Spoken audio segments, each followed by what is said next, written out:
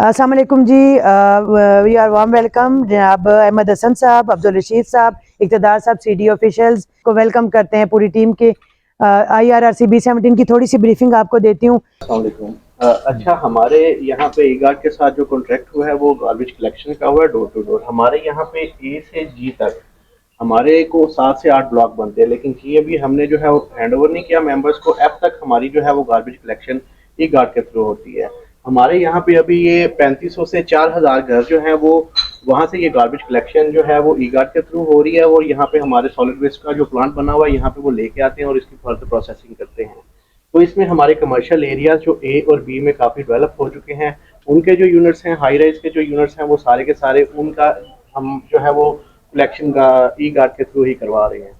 तो बाकी आगे यहाँ पे फिर वो हमारी जो है वो गाड़ियाँ वगैरह व्हीकल्स यहाँ पे लेके आती हैं, आगे ये प्रोसेसिंग करते हैं। तो आगे मैडम आप जो है ना वो इनको अपने इस प्लांट के बारे में। बहुत शुक्रिया जी।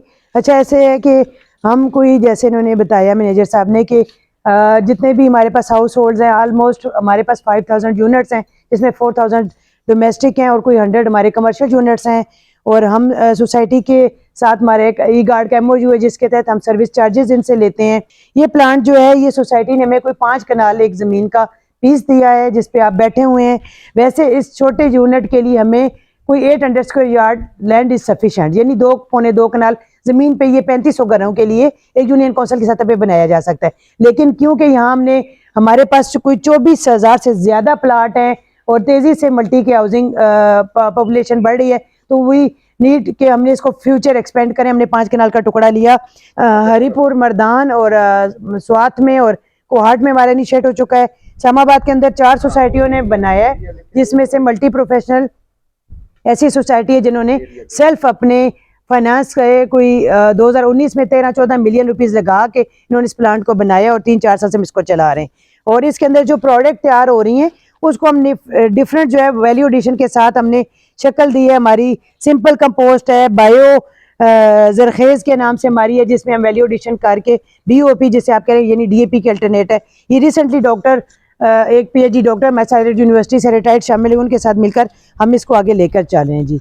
ये जी मिक्स वेस्ट आ रहा है, इसको हम 60% ऑर्गेनिक हमारे पास अलग हो रहा है, रिसाइकलेबल के लिए अलग इन्होंने मुख्तलिफ वैरायटी रखी हुई है। ये प्लास्टिक और लोहा ये अलग से, पेपर इसको अलग 2-3 आइटम में जो है अलग अलग कर रहे हैं। और कुछ रिजेक्ट वेस्ट जो है वो 15% उसको ये अलग कर रहे हैं। इसके पीछे आपको बैक साइड पे बॉक्सेस नजर आ रहे हैं, लेकिन हम इसके अंदर 10 टन से ज्यादा नहीं डालते, क्योंकि sir there is no machine involve in segregation and composting. We are doing everything manual. जब टेम्परेचर बढ़ता है तो इसको उलट पुलट नहीं करते, इसके ऊपर हम वो जो लीचर्ड बॉक्स है, मैं पीछे आपको दिखाऊंगी, वो डालते हैं पानी की जगह। उसके बाद अगर ये टेम्परेचर डाउन हो तो उलट पुलट करते हैं। 45 डेज इस बॉक्स में स्टे करता है जी। क्या टेम्परेचर रखती है? 60 अप टू 60 से हम ऊपर नहीं जाने देते। तो ये सर्दी हो या गर्मी हो, बाहर माइनस चलो, अगर 60 से नीचे जाएगा तो बैक्टीरिया मर जाएगा, तो फिर वो इसके अंदर जिंदा नहीं होगा, तो वर्किंग नहीं करेगा। तो 60 से आप नहीं हम जाने देते जी। ये सर ये खेत जो है स्टीविया का है, स्टीविया अल्टरनेट ऑफ शुगर।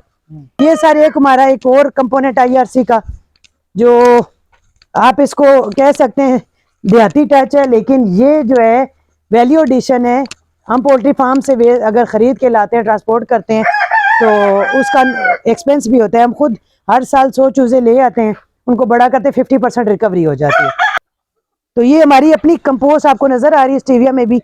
ये अब हम नई नई चीजें लगा रहे हैं। ये मॉडल फार्मिंग हम साथ साथ 5 कनाल लेने का मकसद यही है कि हम इसके साथ अंदर ये अपने, अब मैं आपको प्रोडक्ट की तरफ दिखाती हूँ, फिर मैं आपको अगला यूनिट बर्मिंग का दिखाऊंगी। अब जो हमारा प्रोसेस पहुंचा था कंपोस्टिंग से मेच्योरिंग में हमने 15 दिन रखी। 15 दिन के बाद हमारे पास ये फॉर्म आ जाती है।